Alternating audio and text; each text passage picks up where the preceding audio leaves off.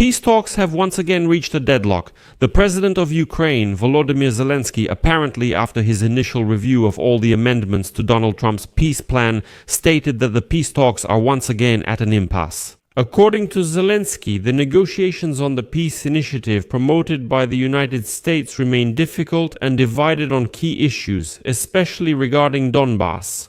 At the same time, Zelensky stated that Ukraine is entering a new stage of negotiations. After all, today the president of Ukraine arrived in London for a meeting with Macron, Merz and Starmer. And afterwards he went to Brussels for a closed meeting with NATO Secretary General Mark Rutte. And Europeans are now looking for ways out of an extremely difficult situation. European diplomats admit that Trump's position is so unpredictable and changeable that they should rely only on their own strength. After all, 1 minute President Donald Trump behaves like an envoy from his Russian kingdom. The next minute he listens to the arguments of President Volodymyr Zelensky of Ukraine, and in the third minute he returns again to the Kremlin camp.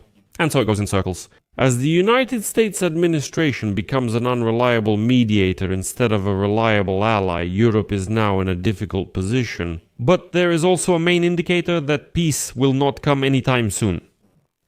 The commander-in-chief of the armed forces of Ukraine, Syrskyi, stated that due to the Russian offensive at the front, Ukraine needs to strengthen its defense capabilities and reinforce its defense forces. Therefore, mobilization needs to be intensified.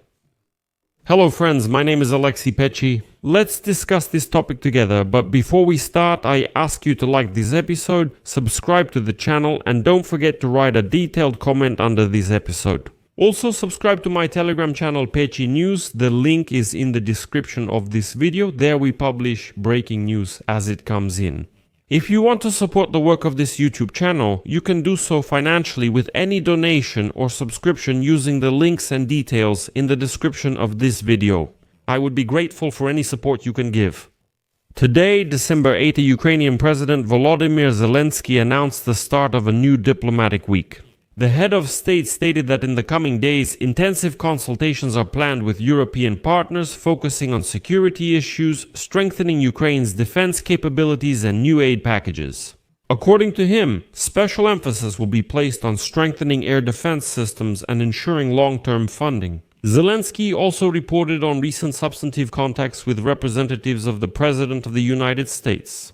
He expects detailed reports from the Secretary of the National Security and Defense Council of Ukraine and the Chief of the General Staff on the content of the negotiations that the American side conducted in Moscow, as well as possible changes in the United States' approach to the negotiation process. In addition, Zelensky noted that he plans to consider some issues and discuss them exclusively in a personal format. For example, the content of Trump's peace plan or negotiations with Rutte in Brussels. This will be in a closed format. Rustem Umerov and Sergei Gnatov are supposed to present reports to him, and meetings with European leaders in London and Brussels are also planned.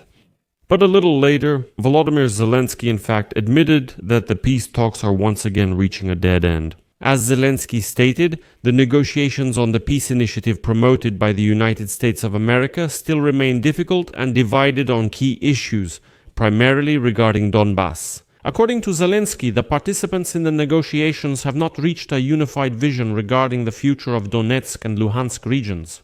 Quote, "There is a vision from the United States, Russia and Ukraine, and we do not have a unified opinion on Donbass. Ukraine specifically demands a separate security guarantee agreement from Western partners, especially the United States.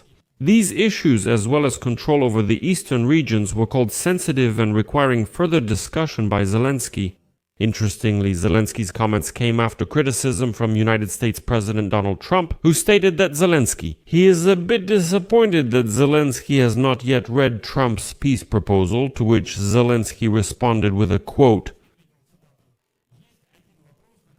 "And all Ukrainians want to get an answer. If Russia starts the war again, what will our partners do?" Apparently, there's no answer to this question. By the way, the Americans actually suggest discussing security guarantees for Ukraine only after a peace agreement is reached. As you can imagine, by then there will be nothing left to discuss, but the Europeans will be discussing not only Ukraine, because Trump's constant mood swings put their personal security at risk. Segodnya reports that the politician says war forecasts in Ukraine change rapidly. One minute, United States President Donald Trump acts as an envoy for his Russian counterpart Vladimir Putin. The next, he listens to the arguments of Ukrainian President Volodymyr Zelensky, and then he returns again to the Kremlin's camp. As the United States administration increasingly takes on the role of an unreliable mediator instead of a reliable ally, Europe has found itself in a difficult position.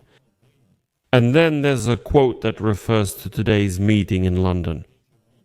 One of the few consoling factors is that the European Union countries, Germany, France, and the United Kingdom, are striving to jointly confront this harsh reality. After the trauma caused by Brexit and all the disputes between former German Chancellor Olaf Scholz and French President Emmanuel Macron, in recent years, the mood has changed because it had to change. If Europe wants to survive a future attack from Russia, its major players must act in ways they haven't before. They must be inseparable. Europe has realized that doing nothing will cost much more than the support it has provided to Ukraine so far. If nothing is done, Putin will become even more brazen, and Europe will be hit by a wave of Ukrainian refugees on a scale greater than ever before. Well, you know what's encouraging here? Well, for example, the British Prime Minister Keir Starmer, the German Chancellor Friedrich Merz, and the French President Emmanuel Macron found common ground, which comes from a shared vision of modern threats in foreign policy and problems in domestic policy. The loss of the United States as a friend in difficult times is forcing all three countries to regroup like this. That is, now obviously we are already seeing that Germany, France, and the United Kingdom are acting as a single core. Of course, none of these three countries dares to publicly admit that the situation is this bad, but the external signs speak for themselves. Europeans are meeting with Volodymyr Zelensky more and more often separately from the Americans, and usually behind closed doors.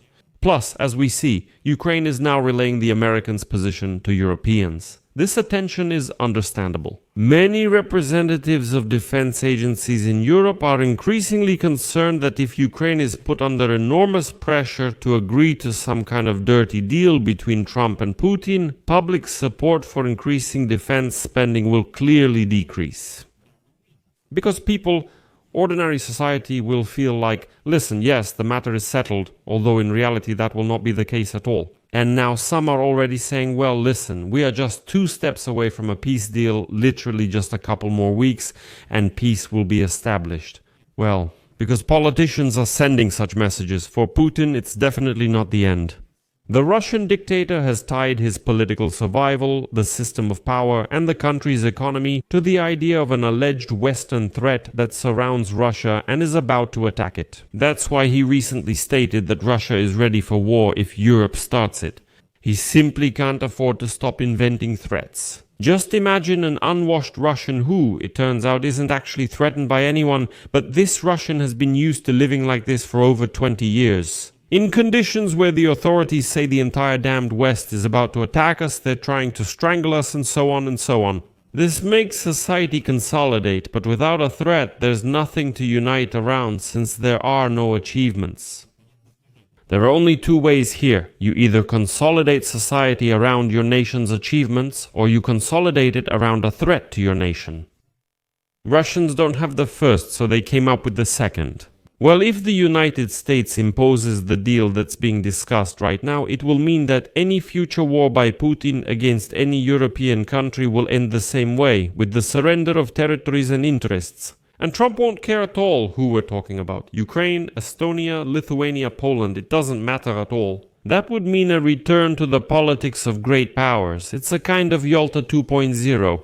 That would have cemented the de-Americanization of NATO, created a structural inability for Ukraine to defend itself, and confirmed from the United States perspective that Russia essentially has a right of veto over European security. As for Ukraine, unfortunately there is clearly no peaceful solution in sight in the near future, and there is a direct sign of this.